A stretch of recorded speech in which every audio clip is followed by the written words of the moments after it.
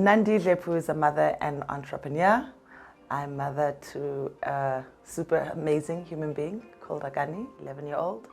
And I'm an entrepreneur, the other baby, an experience-led agency called MamaKaShaka. So my career started in film and advertising.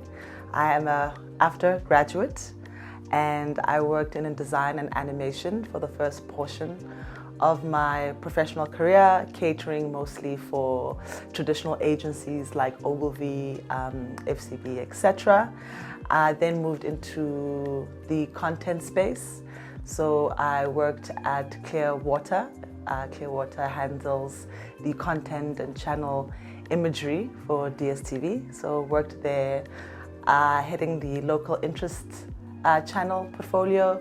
So I worked on Channel O, on Vuzu Amp and Zanzi Magic for a little while before moving to my last agency bout at Tactful and Whitaker, TNW, and they are a storytelling agency that does a lot of content for super sport and a lot of like sporting brands. And yeah, so after working for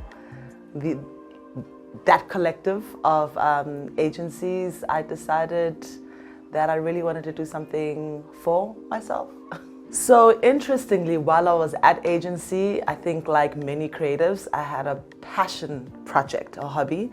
My passion project or hobby at the time was curating events. So while I was still at agency, I'd started this event called the Weekend Social.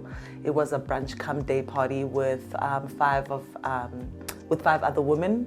We call ourselves the other girls because, you know, yeah, long story to that, maybe in another interview. So we call ourselves the other girls, and we had this amazing property called the Weekend Social. Had an incredibly successful run for 4 years, and I was forever changed by my passion project. I got to a point where I found curating experiences, bringing people together, working on menus, working on the look and feel, and the content plan, and the social media plan, and then the social media plan was just having an Instagram account. But anyway, there we were, and I found that I was increasingly getting more fulfillment from what was a side hobby than I really was from my 9 to 5. And yeah, so when I started seeing the potential of making money for events, I was like, you know what, let me take the risk, or the leap of faith, is that a better way of putting it?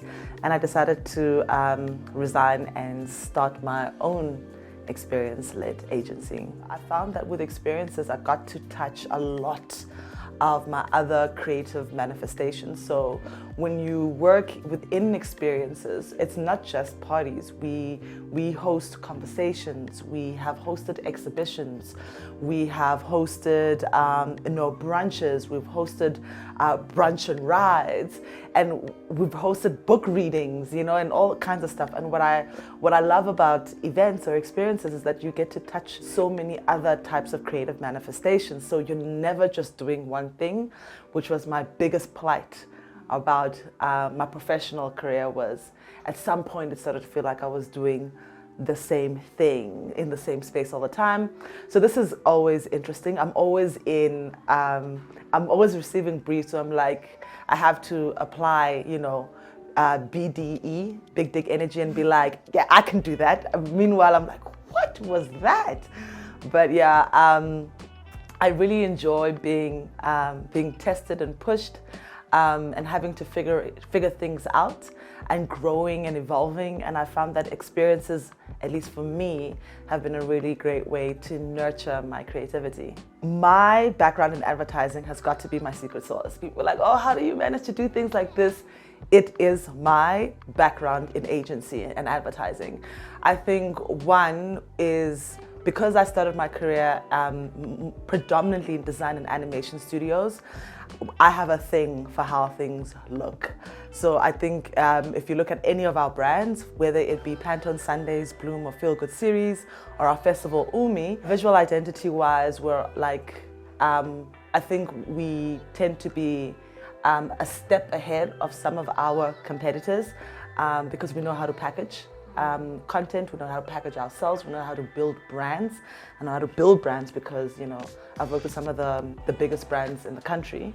So that was a page out of that history book for me. But also just how to manage myself in a professional setting. I think what you find sometimes is that within my industry, there's a lot of self-starters, which is amazing. I wish I'd had the courage, I didn't.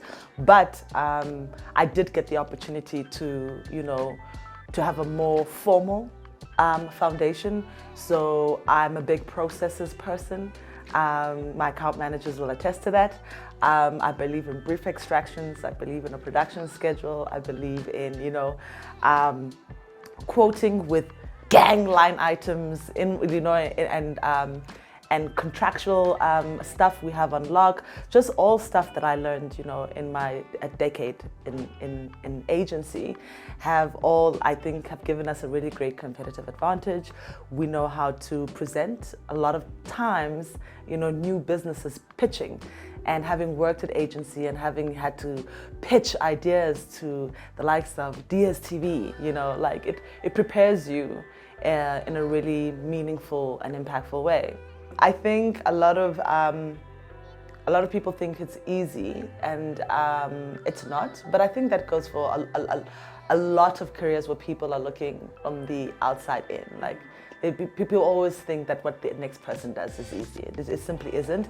But I think what is a very unique challenge within the experiences, or particularly the party event space, is that a few people, in my experience, have been able to build business models out of it, so that it's financially sustainable, that you haven't just thrown a groove you know, for other people, that actually you have made money to sustain the people working in the back, the people on stage, and yourself. So I do think there's a lot of lack of isn't the correct phrase, but I do think that we sometimes don't consider that a party is still a business. You know, it still requires a business model. You know, and by virtue of that, it still needs to be run and built like any other business. You know, like the accounting needs to be on point, the legal needs to be on point, the account management needs to be on point, strategic thinking needs to be on point, because you want to build things that last. I think the first thing though is like the conceptualization phase. So when we're coming up with the properties, we try to figure out, you know, the USP of the property.